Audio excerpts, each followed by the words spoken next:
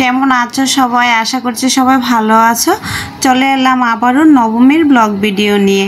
আর এটা ছিল নবমীর দিন সকালবেলা। আমি সকালে ঘুম থেকে উঠে স্নান করে সুন্দর একটা শাড়ি পরে নিয়েছি। আর এই শাড়িটা দিয়েছিল আমার বড় বোন।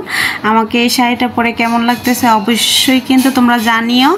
এই তো রেডি হয়ে নিয়েছি আর যাব আজকে আমার বরের বন্ধুর বাড়িতে। আর আজকের নবমীর দিনটা বলতে সারাটা দিন ওইখানেই কাটাবো, সন্ধ্যার দিকে আবার চলে আসব। এই তো আমরা গাড়িতে উঠে পড়লাম, চলে যাচ্ছি আমি, আমার বর আর ছোট ছেলে। দাদাদের বাড়িতে দুর্গাপূজা হয় প্রতি বছরই বলে, কিন্তু আর যাওয়া হয়ে ওঠে না। তো এবার বলতেছে চলো যাই। এই তো চলেই এলাম। এই যে দিদিরা, দুই দিদি, মানে আমার বরের বন্ধুর বউ একজন আর বৌদি একজন, তাদের সাথে আমি একটু ভিডিও করে নিলাম। তাদের বাড়িতে এই দুর্গাপূজা হয়। আর এসে দেখি যজ্ঞ হচ্ছে, যজ্ঞর পরে অঞ্জলি দেওয়া হবে। দিদিদের সাথে আমি অঞ্জলি দিব। এই তো অপেক্ষা করতেছে। আসলে দেখতে দেখতে 3টা দিন কী করে কেটে গেল বুঝতেই পারলাম না। ষষ্ঠী চলে গেল, সপ্তমী চলে গেল, অষ্টমীও চলে গেল, আজকে নবমীও প্রায় চলে যাচ্ছে। দাদাদের বাড়ির পাশেই রাধা গোবিন্দের মন্দির আছে, ওই মন্দিরেও দুর্গাপূজা হচ্ছে। দিদিরা বললো চলো যাই, এখান থেকে দেখে আসি। এই তো চলে এলাম রাধা গোবিন্দর মন্দিরে। রাধা গোবিন্দকে কি অপূর্ব সুন্দর লাগতেছে। হে গোবিন্দ, তুমি কৃপা করো, সবাইকে ভালো রেখো।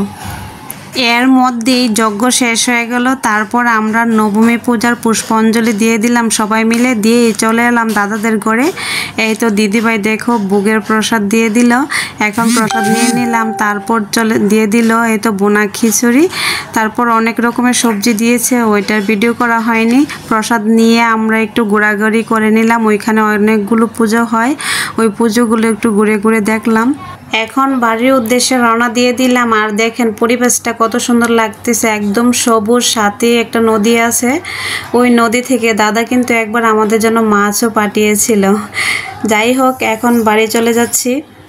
রাস্তায় আস্তে আস্তে দেখি এই যে কাশফুল বাগান, উমা দেখে তো আমি অবাক।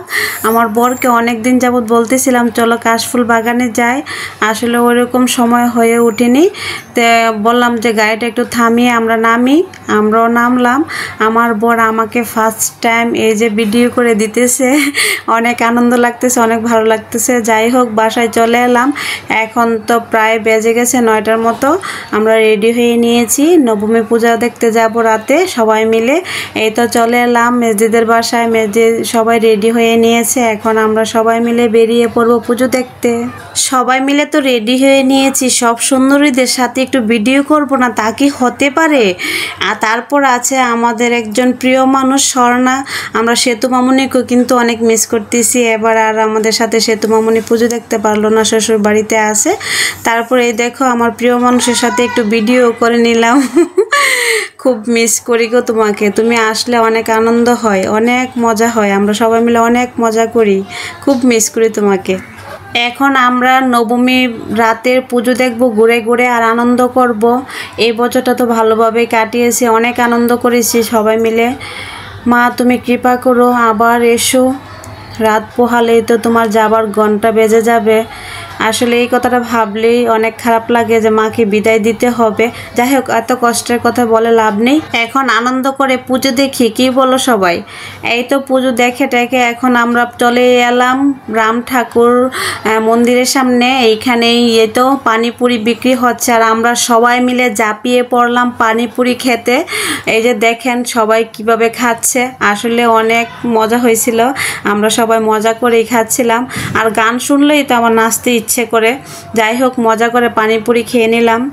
আসলে আমি হাসতে পছন্দ করি, আনন্দ করতেই ভালোবাসি সবাইকে নিয়ে। আমার নবমী দিনের ব্লগ ভিডিওটি তোমাদের কাছে কেমন লেগেছে অবশ্যই কিন্তু কমেন্ট করে জানিও। ভালো লাগলে লাইক করো, কমেন্ট করো, শেয়ার করো, আর পাশে থেকো। বাই বাই, টাটা, দেখা হবে দশমের ব্লগ ভিডিওর সাথে।